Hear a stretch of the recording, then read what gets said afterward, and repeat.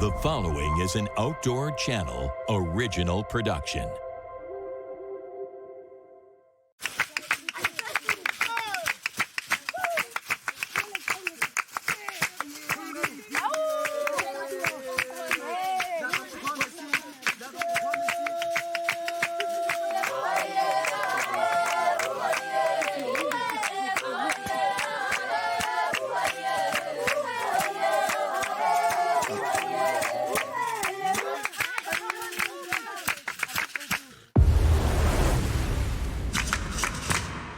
For over 25 years, I've been intrigued by harvesting and cooking food from the wild. Home of the most deadly man-eating crocodiles on the planet. Hormone, drug, and stress-free. I like to see my food running, swimming, and flying in their natural environments. Look at my hands. I'm not joking, that's actually my hands. I've crossed oceans, deserts, and jungles in search of the freshest wild game on the planet. This is super dangerous. I'm Mario Kalpou, and this is Man Eats Wild.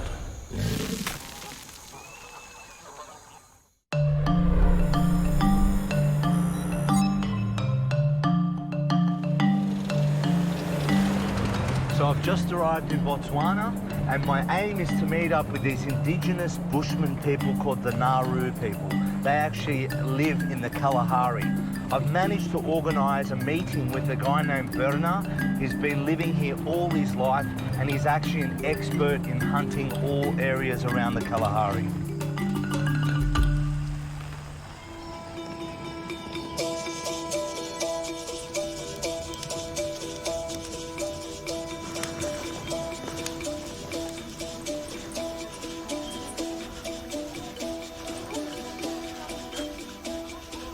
Mario, this is Kamur, the Hello. village elder.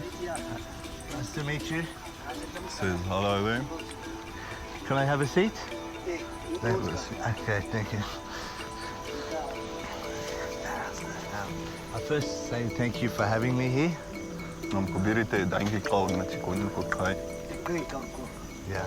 I like your setup. I'm very impressed by the village, actually. He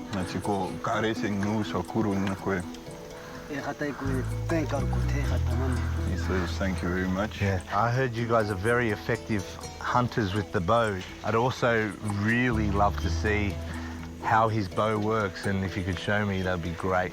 Yeah, it's awesome. Yeah. So this guy has agreed to show us his bow setup, which sounds like quite hard, to be honest. They poison the animal with snake venom, then they chase it down and it dies quite far away.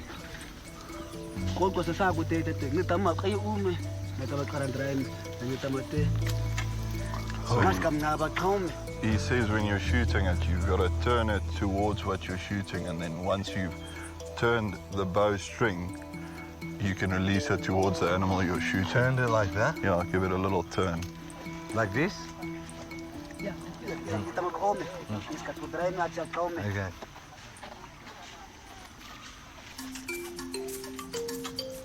It's okay? Yeah. I got the green light on my bow skills. Those are basically practice arrows. Here's the real deal.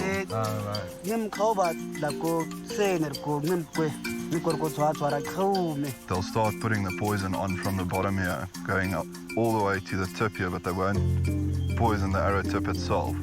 So if they're walking up to it and they see the arrow shaft itself lying out there, they know this has penetrated far enough and the poison is starting to do its job. Yeah, a very skilled bushman, indeed. Is it actually fine for me to hunt here on these grounds? Is that okay by these guys?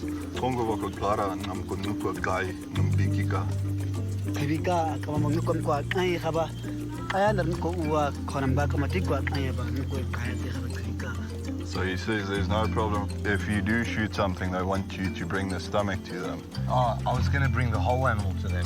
I just want a little piece to make some food for myself. and I would be more than happy. In fact, I would insist that I give them everything that I harvest from this land. Thank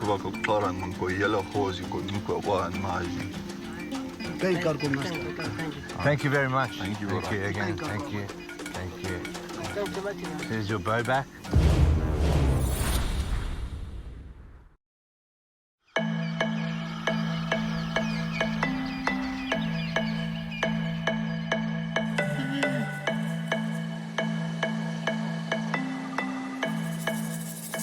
After last night's experience with the Naru people, I've got to tell you, I'm absolutely blown away by their culture. The way they're tapping into their primal instincts is amazing. And now more than ever, I've never been so motivated to get an animal on the ground, especially to gift these people.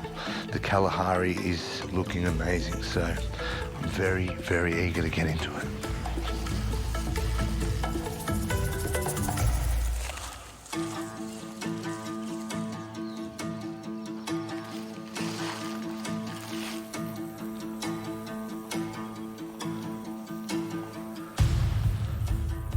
So we can just come up about 70 yards away from these amazing kudu bulls, and the problem I've got here is with the bow you need a shooting lane, a clear line of sight. There's a lot of thick bush in my way.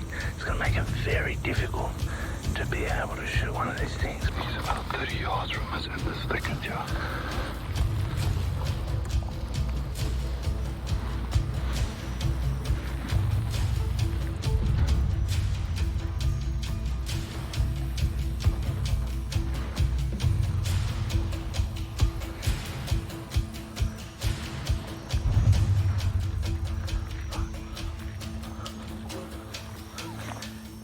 Very disappointing. There was noise, and that's what got us in the end. Not pointing fingers, but I don't think it was me. It is what it is. We're trying to bow hunt in Africa. It's very difficult, so you know, to watch every twig, every leaf, every branch is almost impossible. So you just got to keep trying. Check this out. So what we have up here is very typical of the Kalahari. We are in an area that has a lot of predatory animals. This is a typical leopard kill. What they do is they kill an animal and they'll drag it up on the trees to stop scavengers and other predators coming and grabbing their kills. By the looks of things, that's a young wildebeest, and the leopard's come out and stashed it up in the tree. You've got to be super cautious when hunting this long grass. These predatory animals have the jump on you at all times.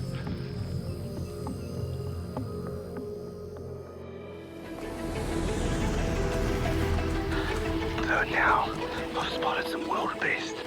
There's a whole bunch of different plains game here in the Kalahari. At the moment, I don't really care what I get. This is all about getting meat for the village and paying respect to the people that live here.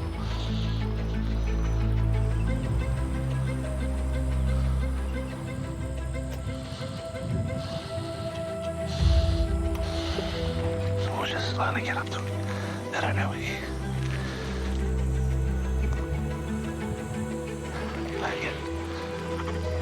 I think if we give them a minute, let them relax, then we'll be right.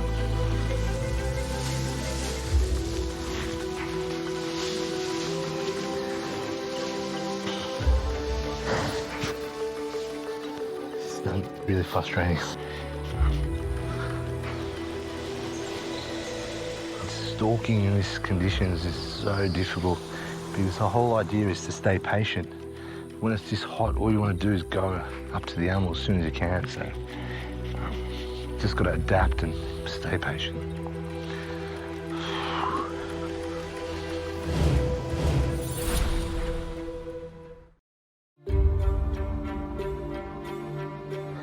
So it turns out that spot stalking in this environment has been very tricky indeed. I'm gonna try to make a blind now. I've got this machete. I'm gonna hack down some trees, create a nice little covey or a blind, and see if some of these animals can come to this water hole that I'm gonna be sitting on.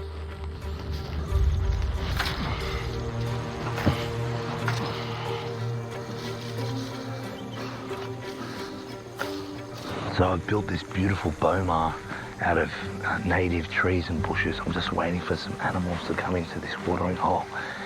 It's just a waiting game now, really. Oh. There's a really big pool coming in. They're not quite sure because this wind is swirling, but hopefully they come in. Oh, they're coming in. Come. Oh, they're coming.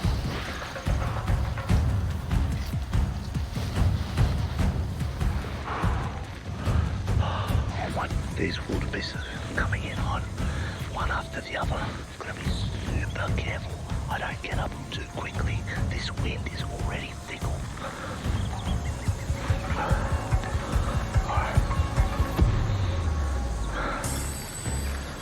Here we go.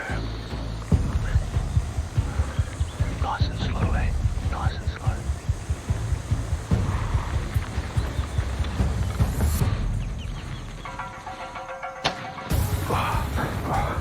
I got him good. I got him really good at about 30 yards.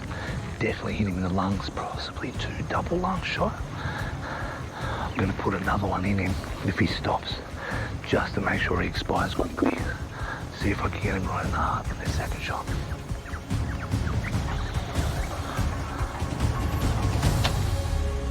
Oh yeah, that was directly in the heart.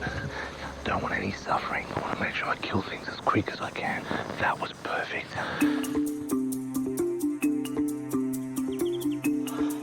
You can see this animal here is definitely mature. He's been fighting, all cracks on the top of his horns here. This is all cracked out. His bosses are big.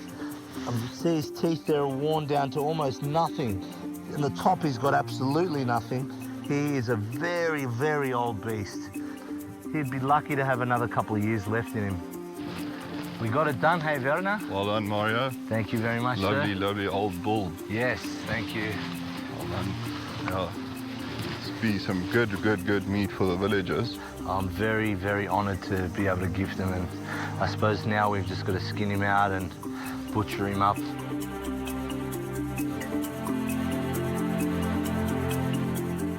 So what I'm going to do with this animal is I'm actually going to do a backstrap butter reduction. I'm going to base this beautiful piece of backstrap and ribeye section in a butter and marrow out of its own leg. You can actually remove the sinew from the top of this, just like that.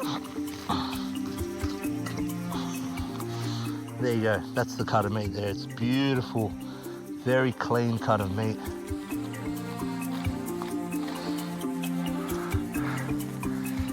Vultures have come in already, so it's really important that I get this thing packed out, all the meat cut out as soon as possible before they start harassing me.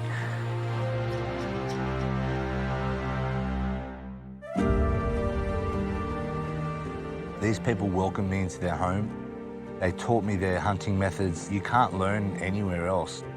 For me to be able to give them back a whole beast to fill their community up with food was another really special thing for me, and I feel like I've earned my keep here. Hey! Hey, Kalpou. Hey! Hey! Thank you. Yeah. There you go. Oh, thank you, sir. Okay. Thank you. They've given me an ostrich egg by the looks of it as a... Thank you. Thank you. It's got something in there. Thank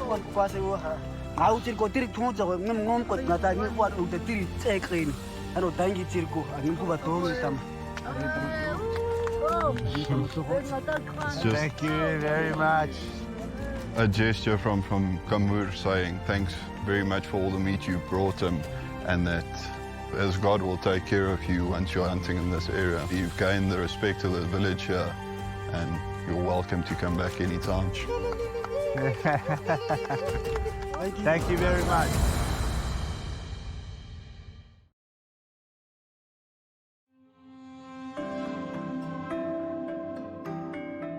So after an unforgettable experience in the Kalahari, I'm going to do a wildebeest tartare dish as well as a chop with basting of butter and garlic over the fire. First, what you want to do is get some wildebeest or whatever you're using backstrap and marinate it in a bowl. So first I'm going to get this here, put it in a bowl. Now you want to finely chop this so it's really edible and easy to consume. Season it with some salt and pepper. Mix that through. And then you want to put a little marinade, just a hint of marinade. Some lemon zest, a little bit of acidity. Mix that through again. Some crushed or chopped garlic, some I prepared earlier. It's already starting to smell amazing.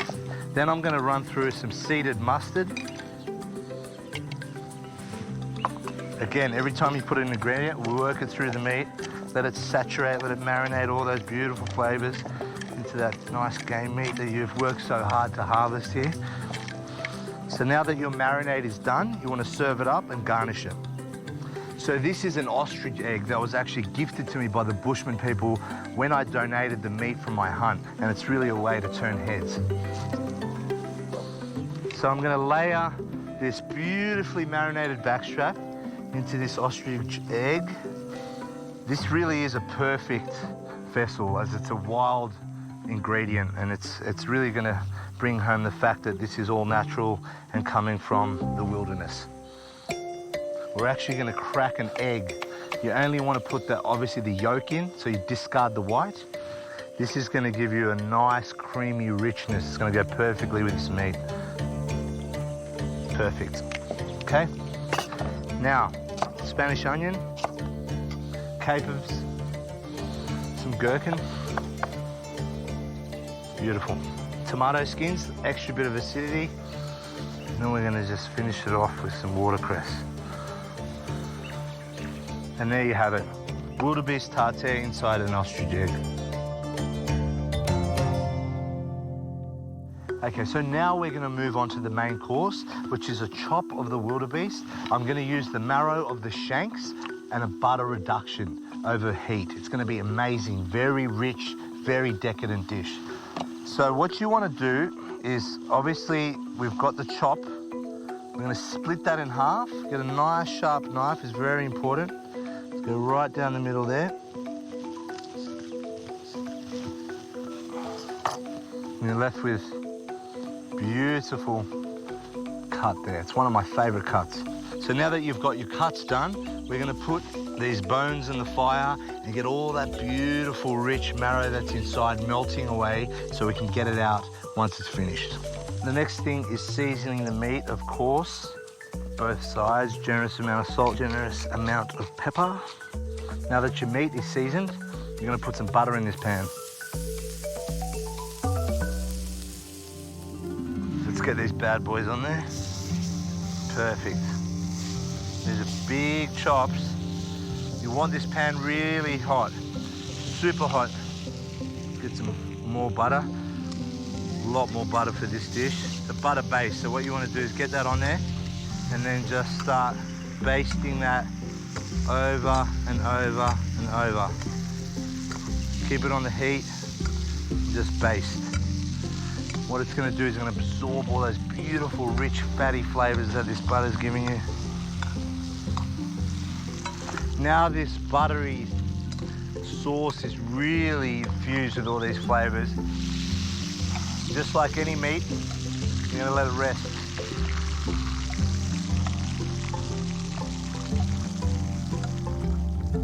Just as a side, I'm going to put some asparagus on. Complement the chops. So I've just cracked open this wildebeest shank. We've drizzled some of this beautiful, rich marrow into there.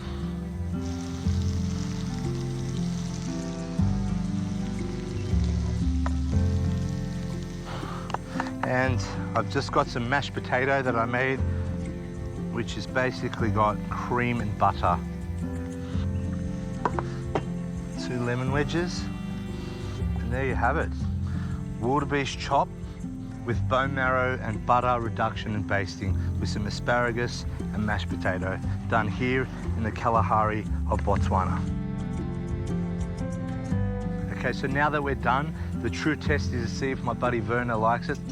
Hopefully it's to your taste, to your liking. Some good stuff. I'm gonna put some mash on there too, why not? Grab a little bit of that. Oh, pretty good. Not as tough as I thought it was. Yeah, no, it's good. I thought it was gonna be a lot tougher than that. And taste a hint of that marrow. I'm happy. Lovely stuff. Thank you so much, Werner.